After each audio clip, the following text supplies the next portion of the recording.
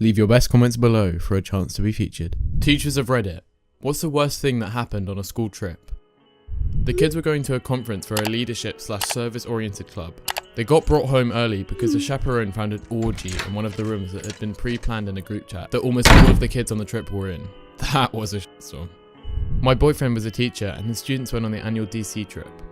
It was like 2 kids each hotel room or something, and there were 2 14-year-old boys that shared a room. One of the boys jacked off into a pillow and then hit the other kid in the face with said pillow. Ooh. We went skating and one of the students fell, smacked her chin off the ice and somehow got a skate blade to the face.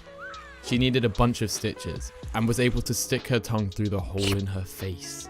This was a group trip to take a tour of a college campus. We had a young man jump out of a bus window while it was going down the highway. His long-term girlfriend had broken up with him a few days before, and he later explained that he didn't see the point of going on the college visit anymore because he didn't go to the same college as her, or even apply to the same ones. Denied up and down that it was a suicide attempt. His friends circled the wagons and supported his story, and the story/rumors died quickly. He got some gnarly road rash but avoided being hit by any cars. Former assistant teacher here. We were on a 6th grade field trip to the Franklin Institute in Philadelphia. Cool place. So, at the time, one of the attractions was a sort of centripetal force machine that you can sit in and get swung around. Poor explanation, but imagine the Gravitron, only smaller and faster with seats and no walls.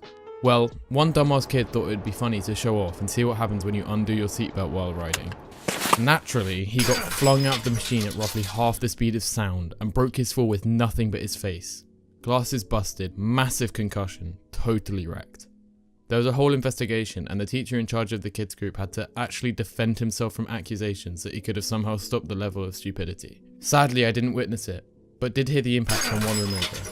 Pretty interesting day. As a student, I was left behind at a Hutterite colony. I went to the UC outhouse and the bus left. In the kindergarten field trip, we had the parent of the most challenging student come along as a chaperone. Her group was her own son and a very sweet, obedient girl. Let's call him Jim and the girl Shonda. Typically, we teachers set up base camp while the parents take the groups of students through the park. We do a scavenger hunt and the parents bring us their cards for a stamp as they go through each section. The first time the zoo employee brought us Jim, he said that the boy was in the monkey exhibit trying to climb over the fences. Luckily, he had on a school shirt and Jim was brought right to us. We called his mother's phone and she didn't answer. About 15 minutes later, the mum shows up and says, "Jim, how did you get in front of us? We were walking together just a minute ago."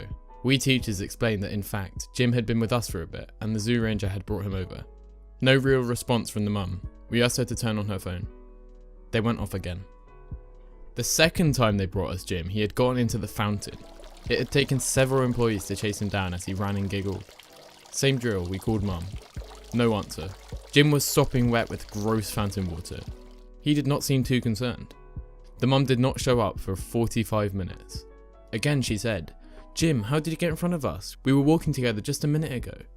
This time I was watching Shonda. The look on that little girl's face said it all. Total amazement that an adult was lying. They went off again to walk to the picnic area.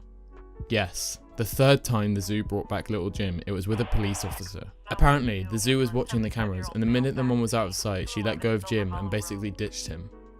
The mum got a citation for failure to maintain responsibility for her child and a 1-year ban from the zoo. The police officer accompanied her and Jim back to the buses and waited with them until it was time to leave. Needless to say, they did not participate in the picnic. Shonda had the best moral to the story. No wonder he is so bad. His mum won't even keep him safe when there is a tiger around. He is now a very troubled 4th grader. He doesn't get to go on field trips without one-on-one support from a school staff member.